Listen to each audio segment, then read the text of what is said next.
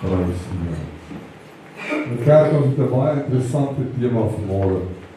Ons tema is ek is tot alles in staat. Ek wil hê saam met my lees. Kan vir die woord aflees, Efesiërs 3 vers 20. Die woord sê vir ons, en aan hom wat mag het, om te doen ver bo alles, wat ons bid of dink, volgens die krag wat in ons werk. My. Dan gaan we weer 4 lees.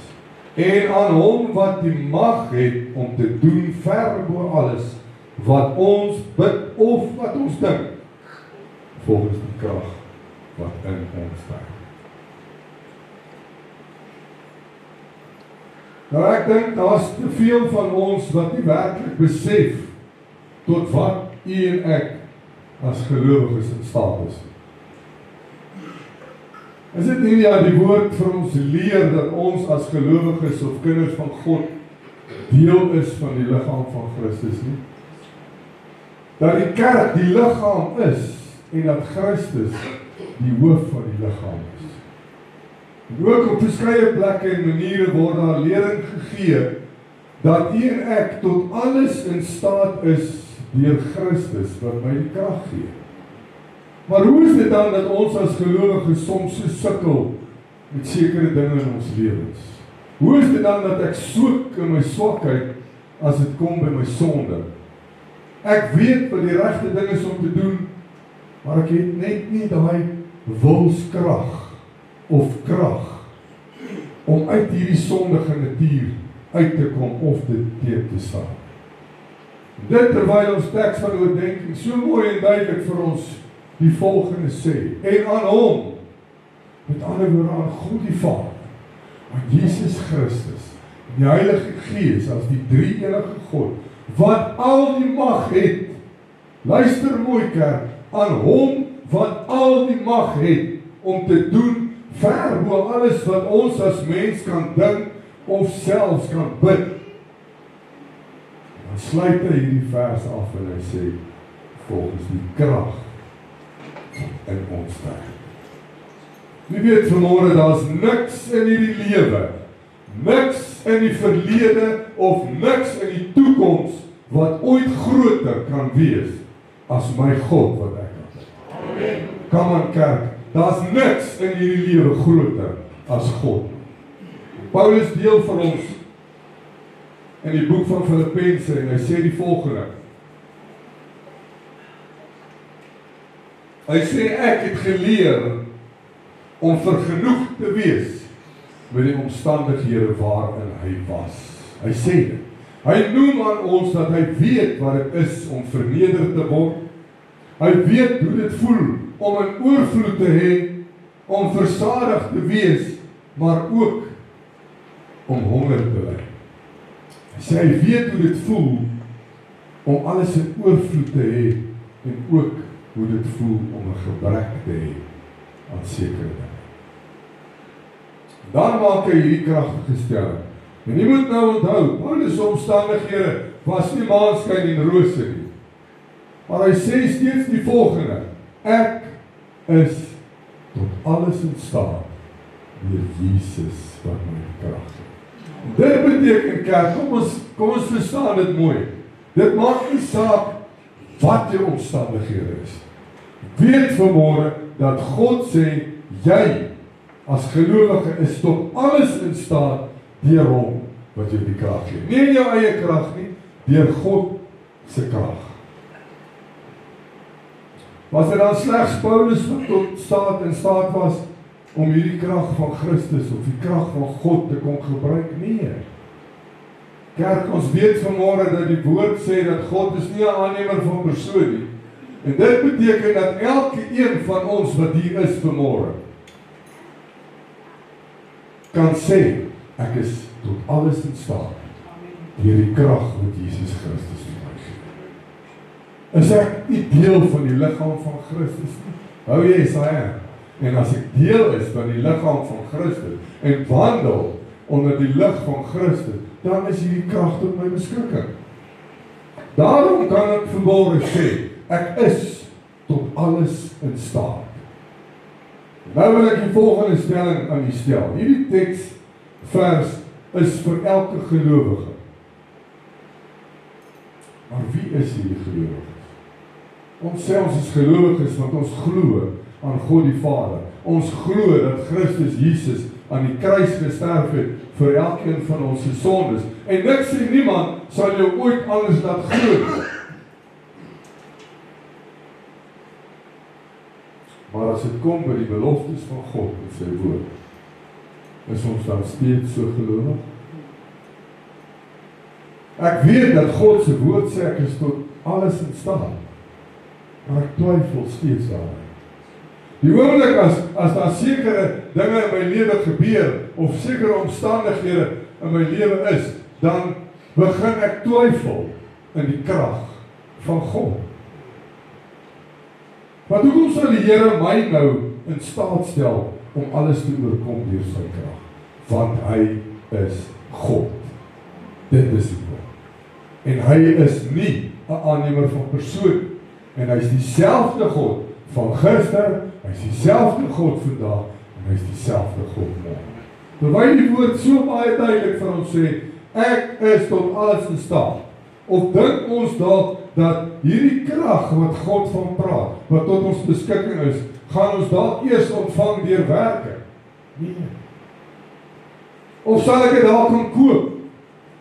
My 10de of my offerande sal ek vir my kan koop. Die taakies wat ek doen om en in die kerk sal sorg dat hierdie krag tot my beskikking is. Ek wil vir julle sê vanmôre, God word nie beïndruk deur werk alleen. God word nie beïndruk met dinge wat jy doen voor 'n klomp mense, wanneer jy die dinge doen wat jy wil gesien word nie. Hy word wel beïndruk wanneer jy dinge doen wanneer niemand kyk. Al wat jy en ek behoort te doen is te glo. Om die woord te vat en dit jou eie te maak. Glo dat God se woord waar is en dat sy woord sê, ek is tot alles in staat, deur hom wat my krag gee. En as die woord so sê, dan is dit so. Dan beteken dit ek is en ek sal tot alles in staat wees, deur Jesus wat my die krag gee. Met ander woorde, nie omdat jy deurgaan op die oomblik te sê, ja, God is tot alles in staat, die kerk, dan sê jy vir jouself vanmôre, ek is tot alles in staat, want die woord van God sê, ek is tot alles in staat. God se woord, wie weet vanmôre God se woord, sal nooit leeg terugkeer. Nooit. Jesaja 55 vers 11 sê, so sal my woord wees, wat uit my mond uitgaan, dit sal nie leeg na my terugkeer nie. Luister wat sê ek, maar doen wat my behaag en voorspoedig wees in alles waartoe ek dit sien. Hier sê die Here vir ons, die woord wat hy uitstuur sal nie leeg terugkeer na hom. Sy woord sal doen wat hom behaag en dit sal voorspoedig wees in alles waarna hy die woorde uitsien. Ons lees dit, ons weet dit, maar steeds gebruik ons nie die krag wat ons beskik. Want ek laat toe dat vrees en twyfel die oorhand kry in my lewe. Ek gee soms dinge wat my pla vir die Here, of ek staan voor die reus wat ek weet ek nie alleen kan teëstaan nie. Ek gee dit vir die Here, maar in my hart sit ek steeds met hierdie vrees en hierdie twyfel. Maar wat as die Here my nie gaan help? Wat as ek nie deur hierdie kan kom? Wie ken die verhaal van Dawid en Goliat? Daar seker nie 'n beter beskrywing of voorbeeld as Dawid wat voor Goliat gestaan het, om vir ons te kan wys dat ek is werklik tot alles in staat.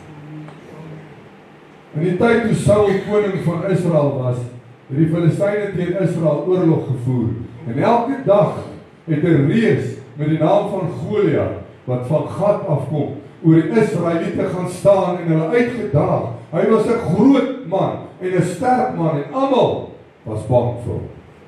Niemand het dit gewaag om teen hom op te staan.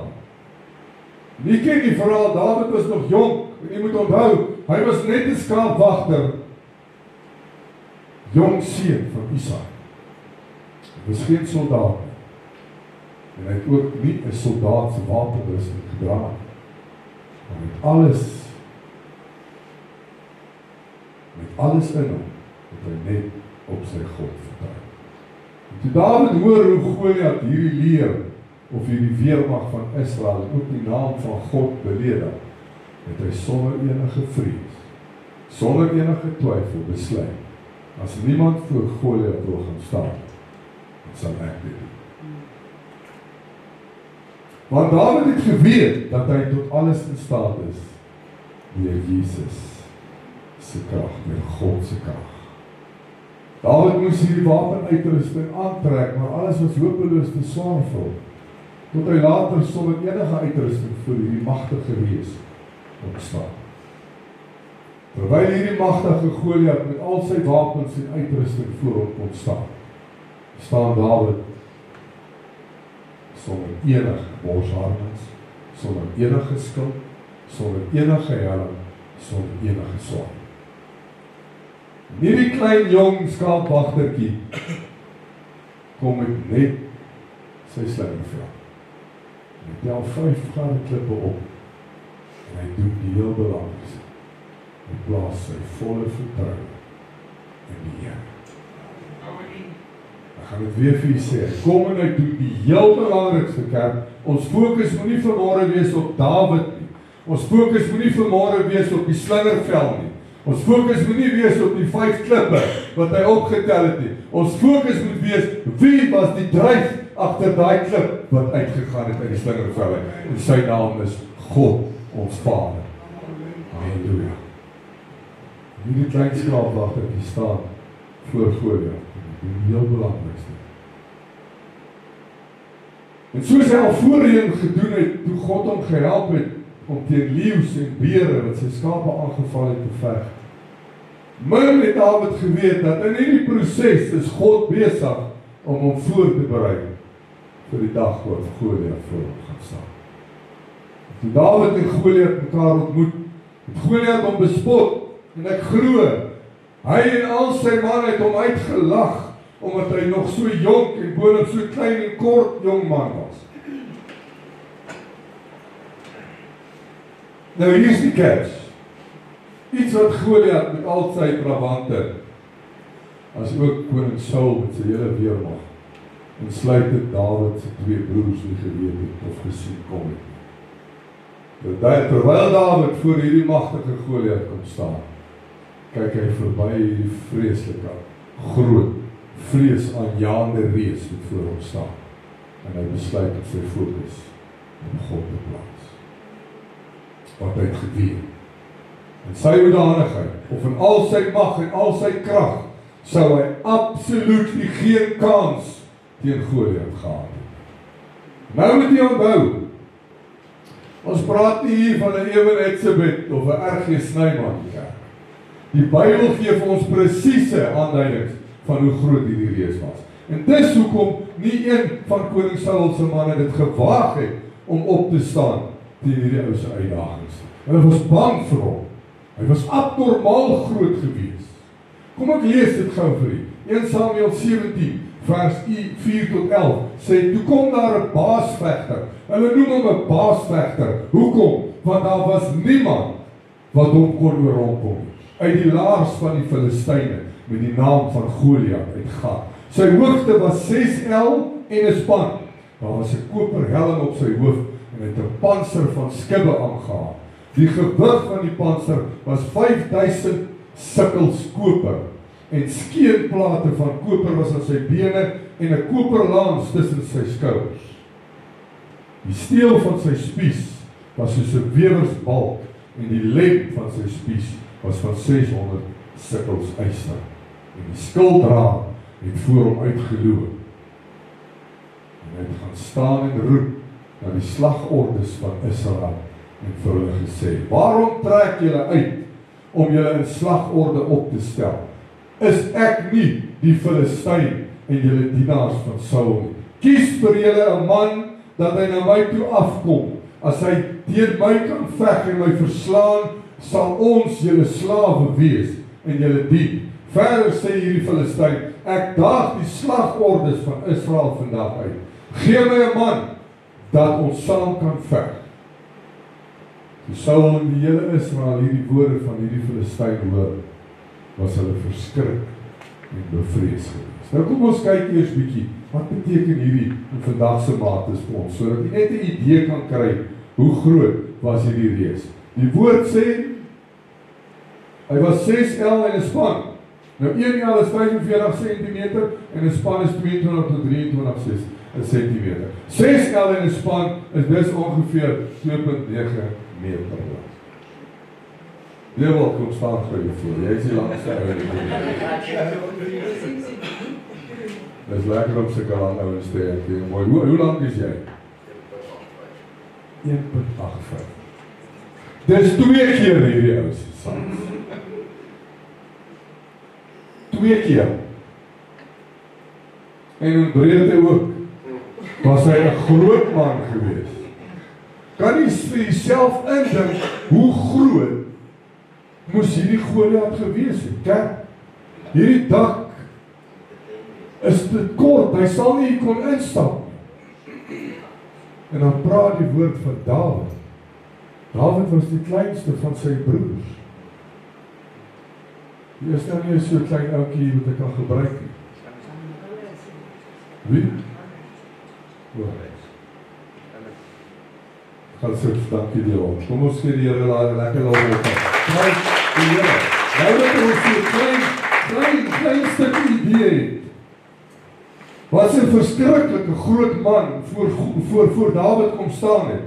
Net sy borsharnas alleen het 57 kg geweeg. Die eysterpunt van sy spies voor het 7 kg geweeg.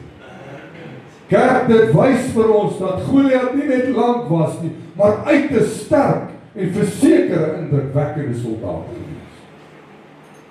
Ons kan maar vanmôre sê, hierdie was 'n reusagtige kryger in vergelyking met die gewone mens. Maar Dawid kom en hy staan voor hierdie Goliat. En hy sê hom die volgende: jy kom met 'n swaard en 'n spies, maar ek kom na jou toe in die naam van my Here Jesus Christus. Kyk, kom ons sê die Here. Dit is die staan hierdie klein Dawid voor hierdie vreeslike reus, waar hy opkyk en hy sê die volgende: jy kom met 'n swaard en 'n spies, maar ek het gekom in die naam van my Here, want hy het geweet dat hy tot alles in staat die God wat vir hom die krag gee. Hy het nie nodig gehad om te vrees nie. Maar kerk, kom ons wees eerlik vanmôre. Hy is steeds 'n mens. Om voor hierdie ou te kon staan, het die hele volk van Israel gebewe. Hier kom hierdie skaapwagter. En hy sê, ek kom in die naam van my Here. Want Dawid het geweet, in sy eie krag is dit onmoontlik vir hom. Maar hy laat nie toe dat vrees en twyfel in die plek van sy hart. Hy gee nie vir die vrees plek in sy hart nie. Ek wil vir julle sê vanmôre, as Dawid vir 'n oomblik 'n stukkie vrees of angs of twyfel in sy hart gehad het, sou Goliat hom vermors het. Maar Dawid weet tot wat hy in staat is deur sy goddelike krag.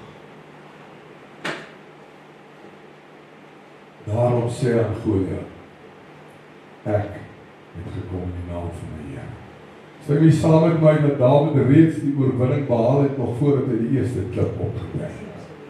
Nog voor Dawid gedink het aan hierdie 5 klippe wat hy moet optel, het hy reeds die oorwinning behaal. Dawid het 1 klip geneem. Hy sit hierdie klip in sy slingerveld en hy het geweet waar lê sy mag.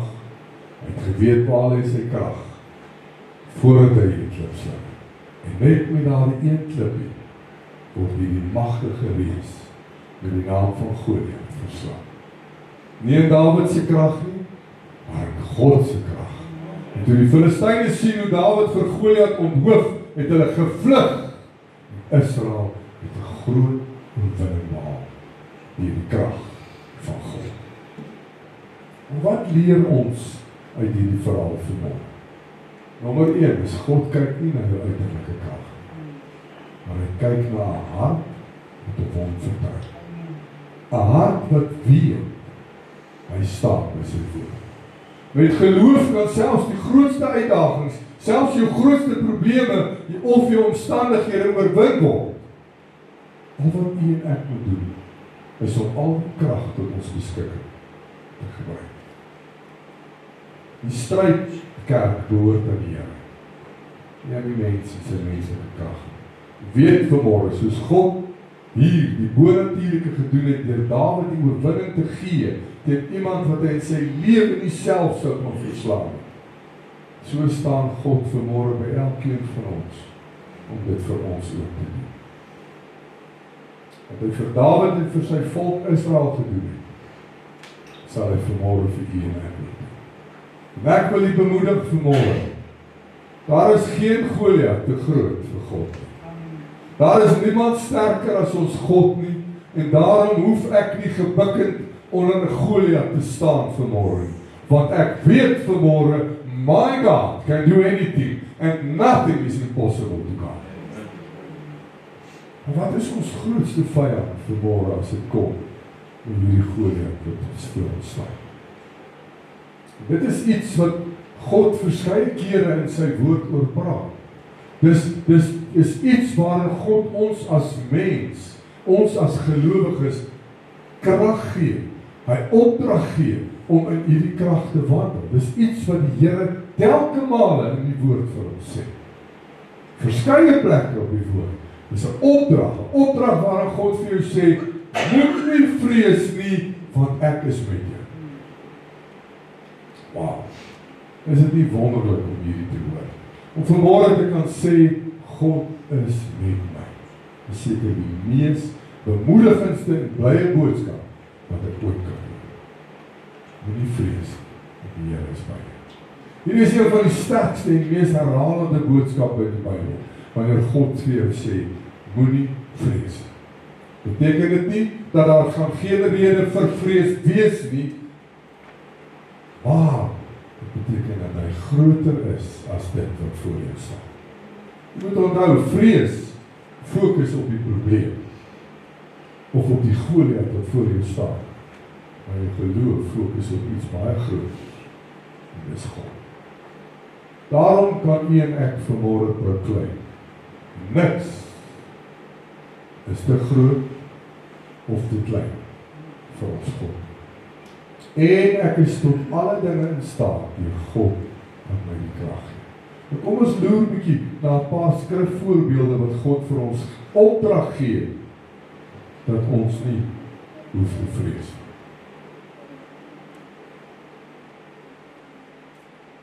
Jesaja 41 vers 10 sê, wees nie bevrees nie, want ek is met jou. Kyk nie angstig rond nie, want ek is jou God. Ek versterk jou, ook help ek jou, ook ondersteun ek jou in my reddende regterhand. Psalm 23 vers 4 sê, al gaan ek ook deur 'n dal van doodskade, ek sal geen onheil vrees nie, want u is met my. U stok en u staf vertroos. Johannes 14:27, vrede laat ek vir julle na, my vrede gee ek aan julle, nie soos die wêreld gee ek aan julle nie. Laat julle hart nie ontstel word en bang wees.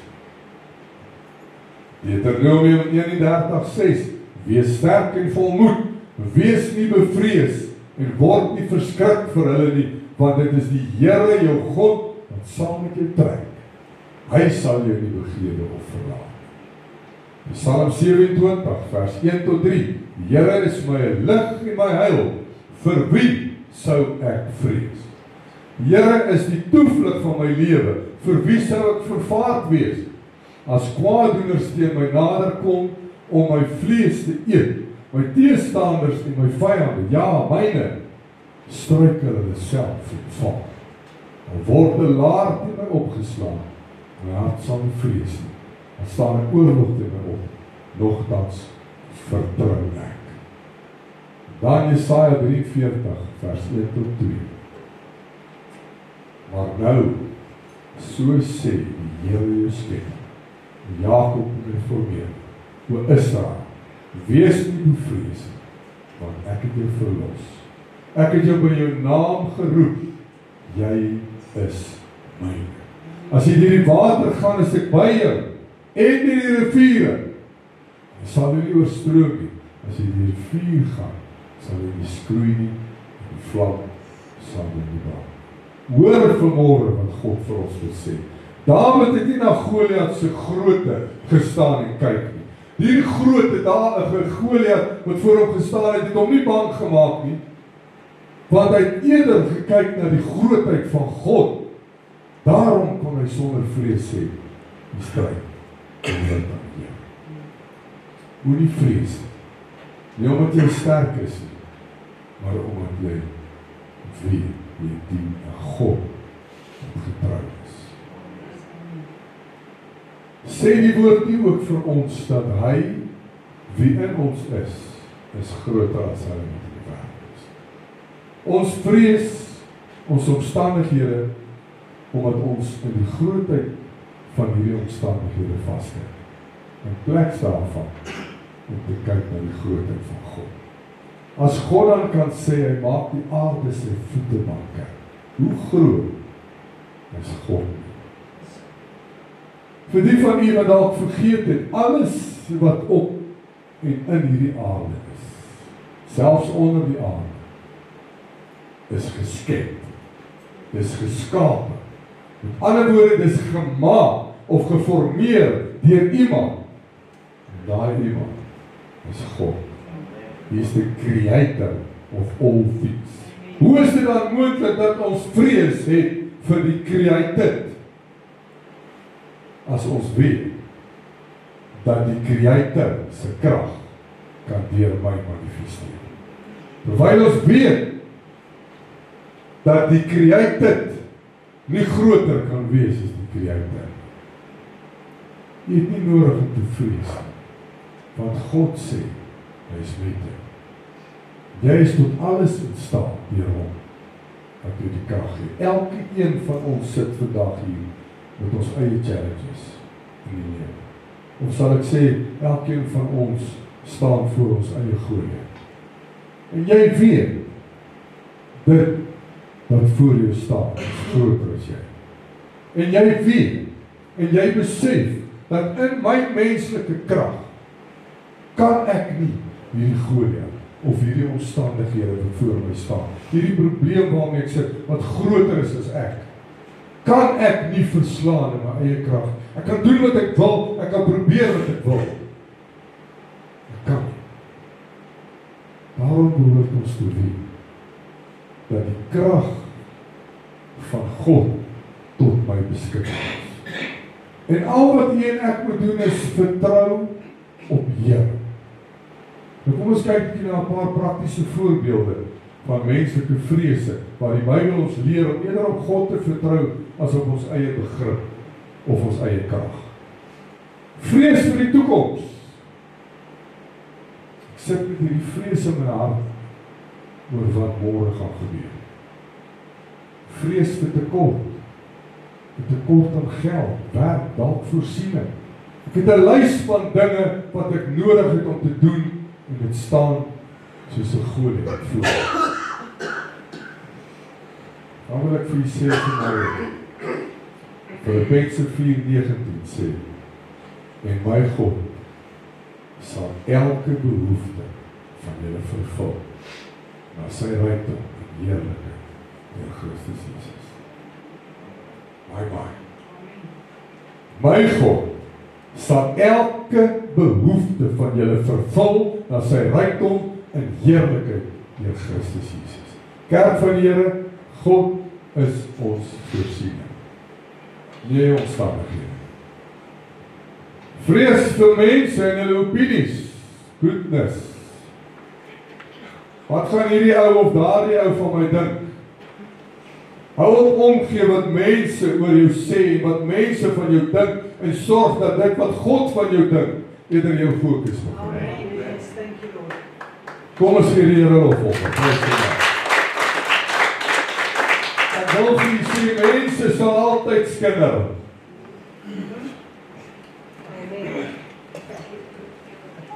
Is te min amens. Gaan het weer sê, mense sal altyd skinder. Hulle kake is gelubricate om dit te doen. Mense sal altyd iets soek om anders sleg te maak, om homself in 'n beter lig te stel. Gaan ons maar 'n pik en 'n graaf noem vanmôre. Dis 'n sonde waarmee baie mense sukkel. Skinder. Ek kan nie gou genoeg vir iemand gaan vertel wat het ek gehoor van die ou of van daai ou nie. En dan steek ek nog my neus in ander se sake wat absoluut niks met my te maak. As jy nou so graag wil skinder oor die goedheid van God. Nie oor mense en hulle dinge nie. Wat hulle doen en wat jy gehoor het by Piet of by Koos. Wat hulle lieg ook nog vir jou. En môre versprei jy hierdie lieggery of hierdie leuns. Ek sê Vrydag vir my vrou, ek het nou weer hierdie week gesien, as jy jou ore uitleen vir 'n storie, maak jy groot foute in die lewe.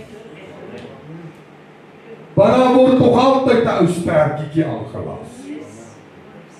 Het jy ook 'n huisspelletjie gespeel toe jy jonk was, waar jy iets in iemand se oor fluister, dan sit ons in 'n kring, sê daar was 10 mense in daai kring, en elke keer draai iemand hierdie storie op. Goodness, as dit op die eindproduk kom, dan is dit glad nie wat ek gesê het in die begin. Dis presies hoe 'n kinderstorie werk. Jy begin met 'n ou ietsiekie, en die volgende ou sê, "Wag, weet jy wat, ek gaan so 'n bietjie meer sop in die storie gee. Ek gaan nou ietsiekie bysit." En die volgende ou doen dieselfde, en die volgende ou doen dieselfde. En op die einde van die dag is dit 'n geliegery. Never mind 'n geskindery. As jy iets goed kan sê, nie hou jou mond. Want as iemand 'n storie vir jou vertel, is dit gewoonlik om iemand anders in 'n slegte lig te plaas. En nou praat ek nie eens van mense wat daar buite rondloop nie, ek praat van mense wat kon sy die Here dien.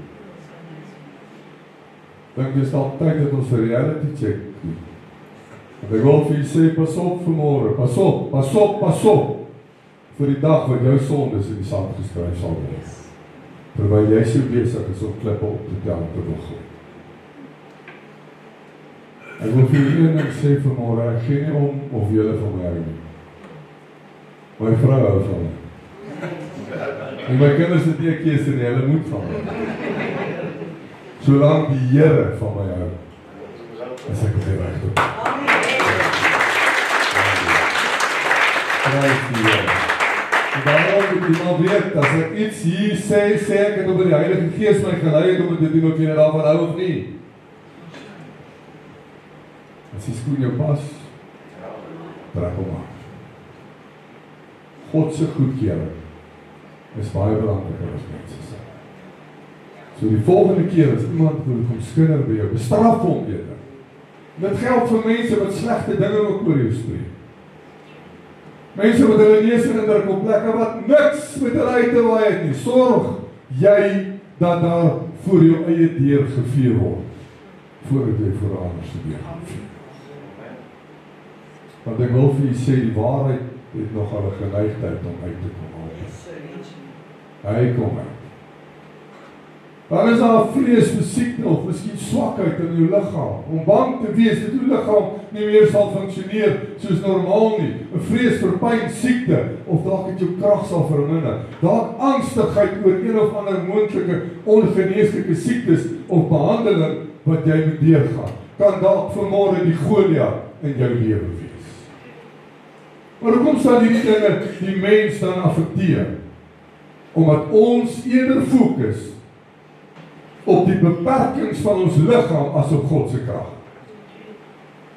Hierdie vrees kan ons vreugde steel en ons verhouding met God beïnvloed.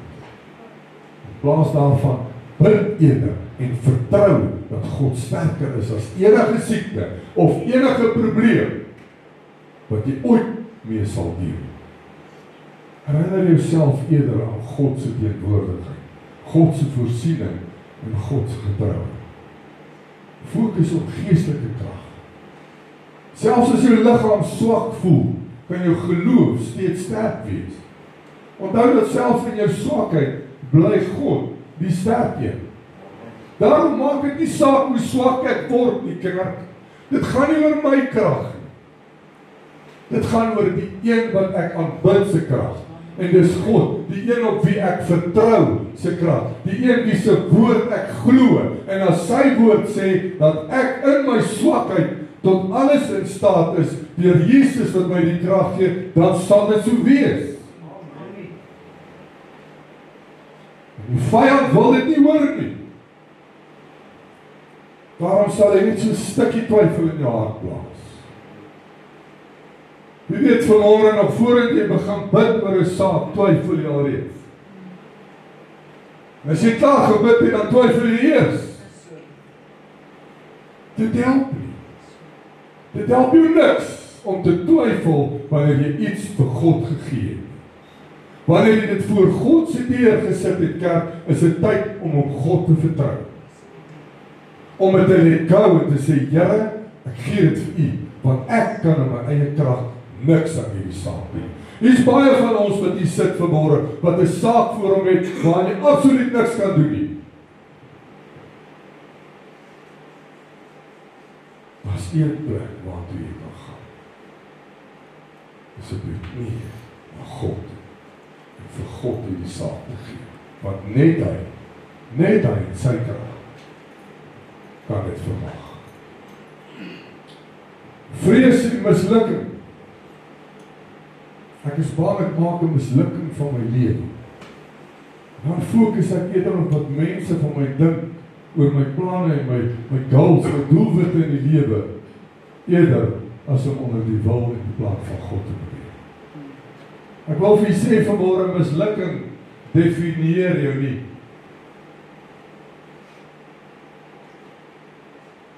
Jy gaan baie ver soek, as jy iemand wil soek wat nog nooit gemisluk het nie.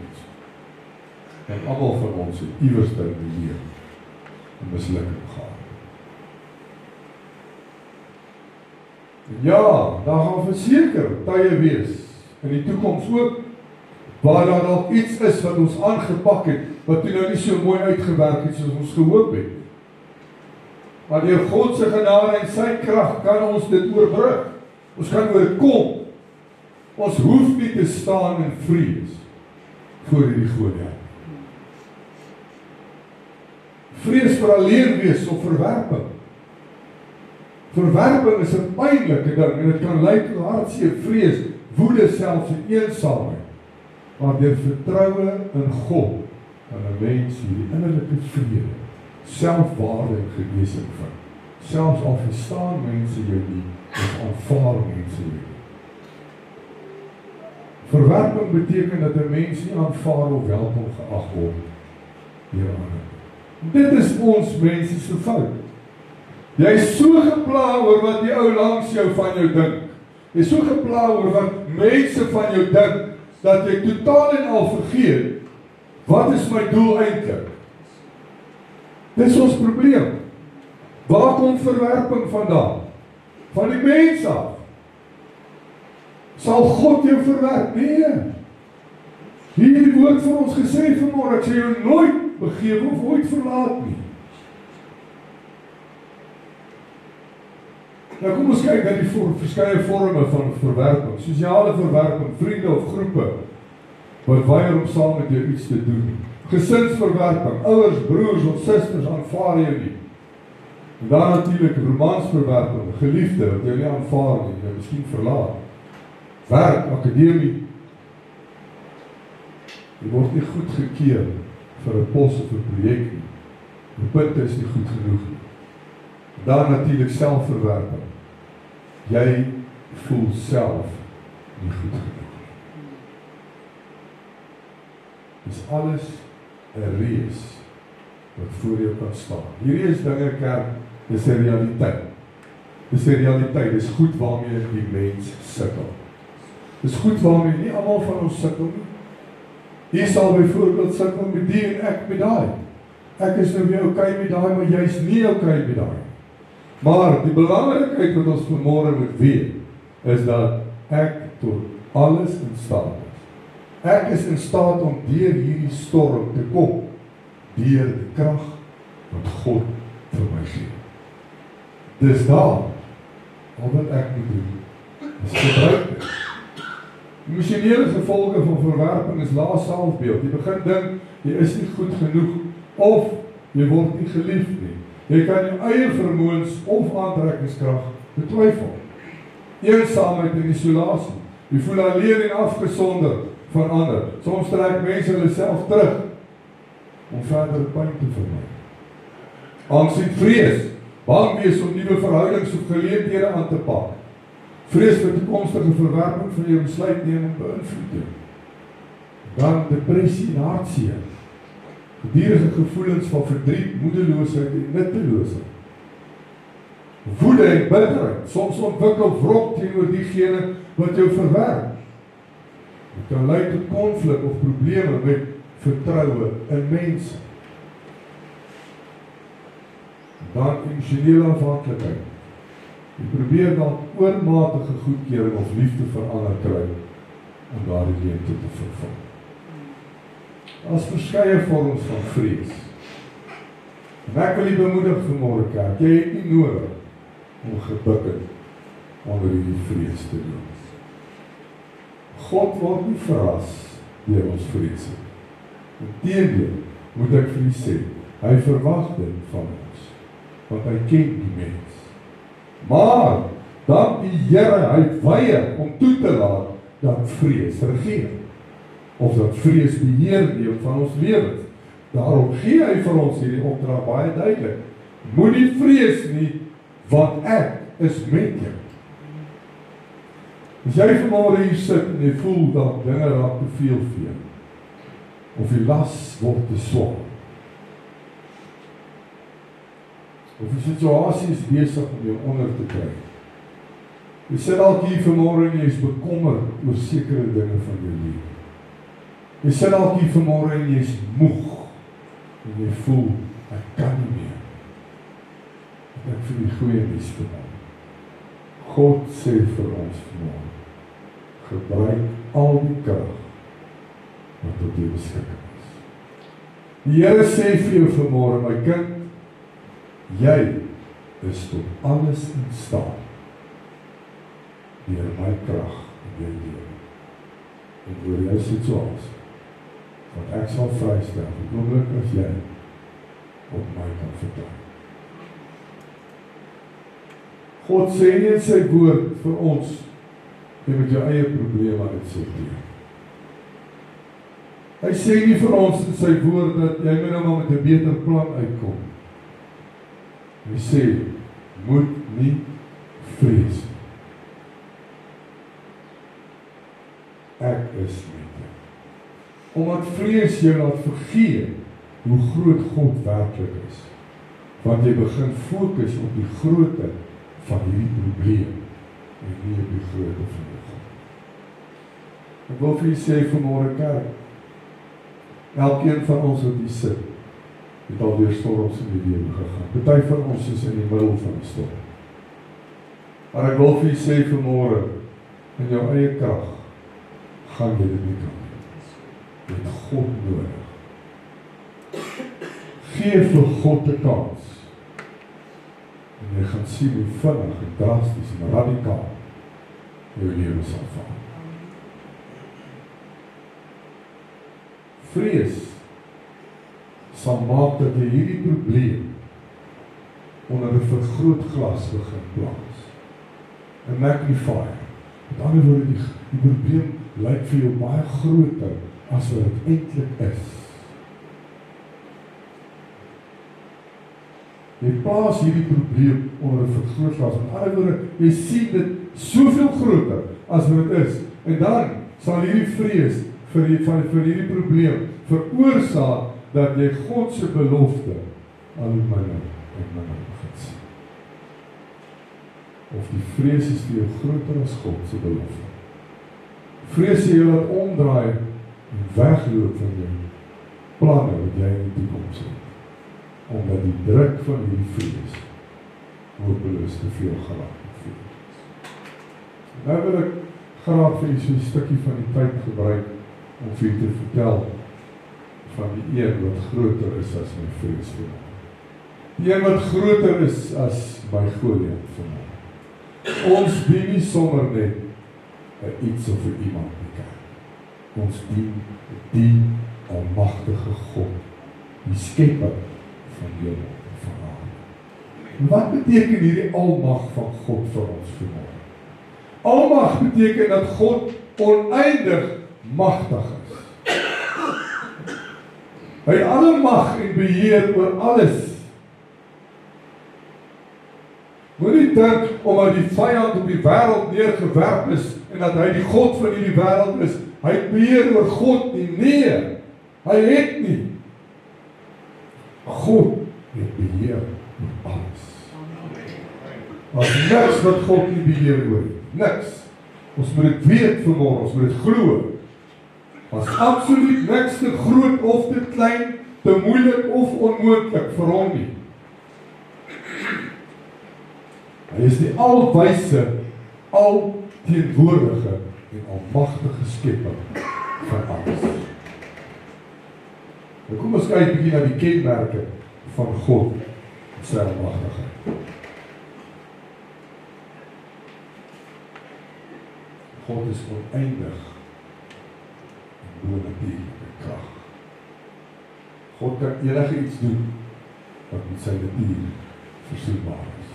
Hy kan die hemel en die aarde skep, storms kalmeer, siekes genees, selfs die dode beperk. God het absoluut geen beperking. Hy is gebonde aan niks. Daar is niks wat God kan stop nie. Hy is nie afhanklik van mense, tyd, ruimte of omstandighede nie. Hy is oor alles heersend. Hy regeer en hy is in beheer. Hy het beheer oor die natuur, oor die geskiedenis, die nasies en die lewens van elke mens. Hy het gesag oor lewe en dood. God gee lewe en hy kan het lewe. En hy beskerm en bewaar sy volk. God is in talle tye betroubaar en getrou. In alle tye. Sy almagtigheid word nie beperk deur ons swakhede nie. En dis waar ons die fout maak. Ons dink, omdat ek swak is, en ek sien, ek gaan nie deur hierdie kom nie, dit is my beperking. Nee, kerk, ek wil vir u sê vanmôre, moenie die Here in 'n boksie probeer indruk nie. Moenie God in 'n boksie probeer indruk nie. Moenie God se krag probeer beperk nie. Daar is geen beperking teenoor God se krag. Niks. Daar's niemand groter as God. Daarom kan ek vanmôre deur enige storm gaan. Dit maak nie saak hoe groot en hoe rof dit is. Ek wil graag afsluit met die volgende. God se almagtigheid beteken dat ons in alle situasies, elke situasie waarin jy kan dink, op hom kan vertrou. Selfs wanneer daar 'n Goliat voor jou kom staan. Ons hoef nie te vrees nie, want groter is hy wat in my is as hulle wat in die wêreld is. Hy is groter as enige iets wat moontlik teen ons kan kom staan. Hierdie beloftes versterk ons geloof en gee ons hoop, want God se krag is ons beskerming en ons troos. Want ek is in staat tot alles deur God wat my die krag gee. Met ander woorde, God se krag is tot elke een van ons se beskikking. Al wat ek moet doen is om dit te gebruik. Dis al. Ek moet sê, soos Dawid gesê, jy kom met 'n swaard en 'n spies, maar ek kom in die naam van die Here. Kerk, as jy kom in die naam van die Here, is daar absoluut niks wat teen jou kan staan. Niks. As ek 'n voorbeeld kan gebruik vanmôre, elkeen van ons het 'n voertuig. As jy besluit om in jou voertuig te klim en kafee toe te ry of dorp toe te ry, dan sit jy jou voertuig in eerste rad as jy begin ry, nee. Gebruik jy net daai een rad? Nee. Jy gebruik al die radde wat daar is. Hoekom? Want dit is tot jou beskikking. Wanneer jy teen 'n opdraande opgaan en jy sien hierdie ou kiaatjie van jou maak dit nie. Ja, dan is dit stil. Nou gaan jy derde rad. Want derde rad is sterker as vyfde rad. Hoekom? Want ek het die krag tot my beskikking. Jy gaan hom nie hou in vyfde rad en probeer, want jy gaan net almal kwaad maak hier agter. As jy weer sien, is jy op pad terug onder toe, in vyfde rad. Ons het al die radde tot ons beskikking. Elke rad het sy eie krag. As ek 'n karavaan hak, trek ek nie weg in derde rad nie. Trek weg in eerste rad. Dit is die sterkste. En ek het hom. Hoekom gebruik ek hom nie? Dis presies hoe God se krag werk, hè? Dis die eerste, tweede, derde, vierde, vyfde, hoeveel nuwe karre, tot 12 radde magtig. Dis almal die gebruik dit. Gebruik dit. As my vrou aan die kom by stoei om 'n botteltjie oop te maak. Sy het nie baie nodig nie, maar dan het sy my nodig. Maar roep sy aan, die kom by, papa! Dan weet ek, wat kom hy aan. Kry nie hierdie bottel oop. Vat ek die bottel en maak en val. Wat het sy gedoen? Sy het al die krag wat tot haar beskikking is gebruik. Want hierdie krag is tot haar beskikking. Dis hoe dit werk. Gebruik dit. Maar ons doen dit nie. Sy kan roei en stoei en sy kan doen alles wat sy wil. Sy kry nie daai bottel oop nie. Dis 'n duidelike teken wat ons moet doen. Ons roei en stoei. Ons kry nie hierdie probleem uitgesort nie, want ons gebruik nie die krag tot ons beskikking nie. Dit is ons probleem. En nou wil ek afsluit met die volgende, en ek het dit al vir sommige van julle vertel. Maar dit is so 'n mooi voorbeeld. Dit is 'n verhaal van twee kinders wat in 'n sandput sit en speel. 'n Boetie en 'n sussie. En hulle speel tog te lekker en hulle maak paadjies en dis nog net tyd toe kinders buite gespeel het. So dis baie jare terug waarvan ek nou praat. Dis voordat hulle heeltyd in die selfoon vasgekyk het. As hulle nog buite gespeel het. Ek weet nie eens wie van ons kinders weet wat is 'n sandput. Maar in elk geval. Nou in hierdie sandput in die middel is daar 'n vreeslike groot klip. Dis 'n obstruksie vir hulle, dis in die pad. Hulle kry nie lekker gespeel daar. En hy en sy sussie beraad plan, hulle sê, kom ons haal hierdie klip uit ons pad. Dan kan ons nou lekker speel. Hulle begin daar met 'n ou grafies grou en kry hierdie klip nou aan die onderkant oopgemaak en elke ding. En nou probeer hulle hierdie klip uit die pad te kry en hulle kry hom net nie uit die pad uit. Hy is te swaar. Terwyl hierdie kindertjies so roei en stoei om hierdie klip uit te kry, staan hulle pa daar een kant teen die deurkusyn en hy kyk vir hulle. En hy vra vir hulle, wat doen julle? En hy sê, ons wil graag hierdie klip uit die pad uitkry, papa, want hy sê die pad, ons speel nie lekker met die klip hier. En sy pa sê vir hulle die volgende, maar hoekom gebruik julle nie al die krag tot julle beskikking? En nou sê ek stoot nog 'n keer en sê, ek gedoen, papa, ek doen, ek gee alles wat ek het. Hy sê, nee, luister maar. Ek vra jou weer, hoekom gebruik jy al die krag tot jou beskikking? Ek sê, maar wat bedoel papa? Hy sê, hier staan jou pa. En my krag is tot jou beskikking. Al wat jy moet doen is vra. Is dit nie wonderlik nie? Dis wat die Here vir ons sê vir ons.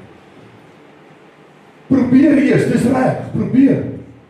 Maar as jy sien, jy kom nie reg nie, draai na jou pappa toe daar bo in die hemel en sê vir hom, pappa, ek kom nie reg. Ek vra dat U my sal help om hierdie klip uit my pad te doen. En die pa het gekom en hy die klip uitgehaal uit die sandput uit. En langs die sandput gesit. Die probleem was uitgesit. Dis wat jy en ek moet doen. Is weet vanmorgen, daar is 'n pappa daar bo in die hemel, wat nie kan wag dat jy hom betrek in jou lewe. Wat nie kan wag dat jy vir hom sê, pappa, vader, ek sukkel, ek sukkel finansiëel, ek sukkel, ek kry nie werk nie, ek sukkel, Here, ek kry nie iemand wat saam met my lewe kan deel nie. Dis iets wat is soos 'n wolk wat oor my hang. En as ek opkyk, sien ek hierdie wolk.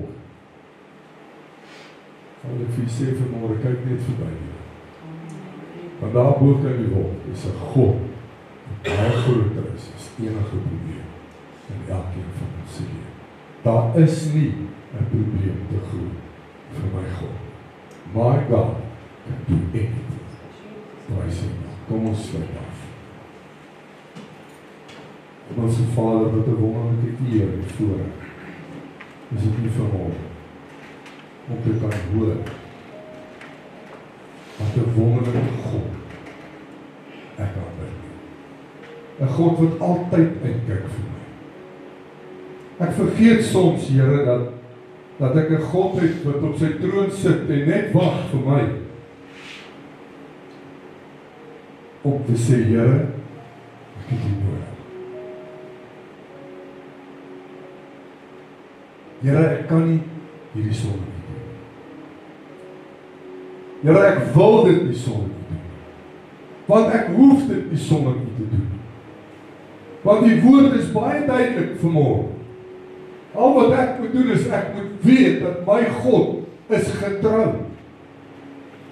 Wanneer ek roep na die naam van die Here, dat hy sal antwoord. Ja, Here, ons weet ook vanmôre dat my tyd en U tyd is nie dieselfde nie. Ek weet vanmôre, Here, dat ons as mens alles so vinnig wil gedoen het, maar daar is 'n tyd wat ons moet wag op die Here. Die eerste ding wat ons moet doen, is ons moet hierdie probleem, ons moet hierdie Goliat vir God gee. En ek bid vanmôre net daar waar jy sit, terwyl elkeen se oë gesluit is vanmôre. As daar vanmôre 'n Goliat voor jou staan, wil ek vir jou bid. Ek vra dat jy net die hand vinnig opsteek en dan weer laat staan. As daar vanmôre 'n Goliat is wat voor jou staan, steek jou hand op, vat hierdie vrymoedigheid en sê, Here, hier staan ek vanmôre en hierdie Goliat wat voor my staan is vreeslik groot en baie sterker as ek.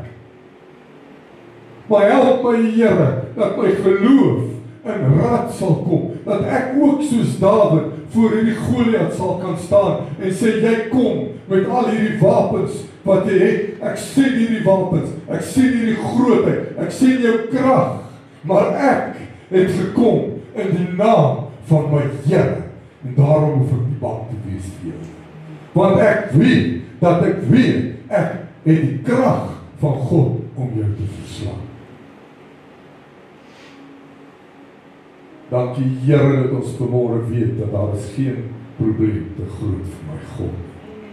En elkeen, Here, wat 'n hand opgesteek het vanmôre, bid ek in die naam van Jesus dat die elkeen geestelik so sal versterk dat hulle sal opstaan en sal sê, ek sal nie meer gebukkend onder hierdie Goliat gaan nie. Ek gaan nie meer bang wees vir jou nie, want ek het vanmôre gehoor dat die Here vir my sê, ek is tot alles in staat deur Jesus wat my die krag gee.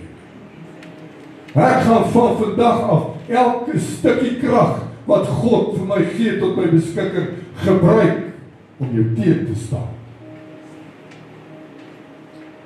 Ek weet vanmôre, Here, dat geen storm is te groot vir U. Ek weet vanmôre, Here, dat terwyl ek in die krag en die lig van Christus wandel, soos die Psalm sê, sal daar 1000 aan my linkerkant val, 10.000 aan my regterkant. Want na my toe sal hulle nie aankom. Ek sal dit net aanskou. Want Johannes 4 vers 4 sê vir my, dat groter is hy wat in my is, as hy wat in die wêreld is.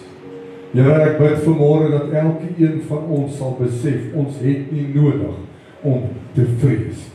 Ons het nie nodig om bang te wees vir hierdie Goliat nie, want my God se krag oorskry alles waaraan ek kan dink. Nou wil ek bid vanmôre dat elke een van ons hierdie Goliat vir die Here sal gee en dit by God sal los.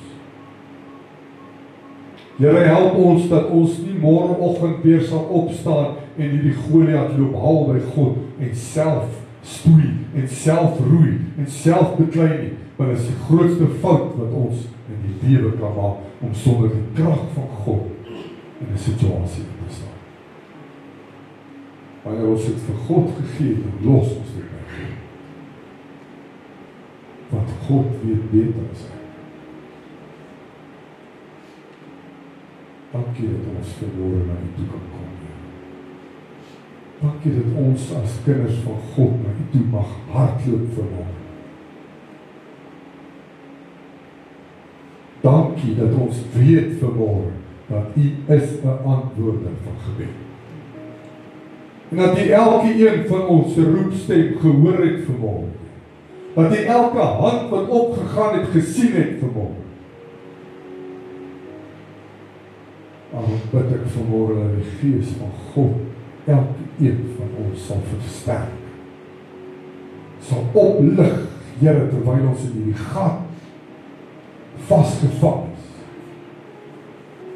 Dat ons weer sal opstaan en sal opkyk en sal weet waar my krag vandaan kom. Maar dat ons sal weet ook dat in myself kan ek nie doen. Dat ek vir die Here sal sê, Here, ek het U nodig. Ek het U nodig, Vader, om saam met my deur hierdie storm te gaan. Terwyl ek weet wat 'n groot werk in my God reeds gedoen het. As my God die see kan oopmaak vir sy volk om deur te staan, hoeveel te meer kan die Here nie vanmôre hierdie Goliat voor jou wegvee. Al wat ek moet doen is vertrou op my God. Ek bid vanmôre dat elke een van ons vertroue ten volle in God sal plaas. Dat ons nie op die mense om ons sal vertrou nie, Here, want mense stel ons teleur, maar God stel ons nie teleur. U sal ons nooit teleurstel. Give it to God and leave it there. Help ons, Here, dat ons nou sal wag op U. En sal weet en sal proclaim en dit sal spreek that God will make a way where there seems to be no way. Dit is die God wat ons aanbid. Bid dat die elke een van ons in ons geloof sal versterk vanmôre. Want die woord sê dat ons net geloof sal hê so groot soos 'n mosterdsaadjie. Dis al wat ons nodig het. Ons kan berge versit. Dankie, Here, dat ons weet dat daar sit 'n God op sy troon vanmôre en hy regeer. Hy bly in beheer. En ons kan na U toe kom vanmôre. En elke versoek opstuur tot die troonkamer van die lewende God. En weet vanmôre dat U het reeds opdrag gegee dat elke Goliat wat voor ons staan verslaan sal word in die naam van Jesus Christus. Ek dank U vanmôre vir die woord. Ek dank U, Here, dat U ons vanmôre oplig en vir ons die krag gee om te kan doen wat ons moet doen. Dankie vanmôre, Here, vir die Gees En ek bid dat die Gees van God in ons harte sal manifesteer. Ek bid dat die Gees van God die naprediker van hierdie woord sal wees. Dat elke keer wanneer ek aan my liggaam swak voel, dat ek vir myself hierdie woorde sal sê. Die Here sê, ek is tot alles in staat deur sy krag. Vyand, ek gaan nie meer vir jou luister. Want my God sê, ek is tot alles in staat deur sy krag. Dankie vir die oggend, dankie vir die wonderlike teenwoordigheid. Mag u naam verheerlik word, vereer en opgelig word deur elke mens wat op hierdie aarde leef, want u verdien niks minder. Dankie dat ons hierdie oggenddiens kan afsluit in die liefde en die vrede van ons God.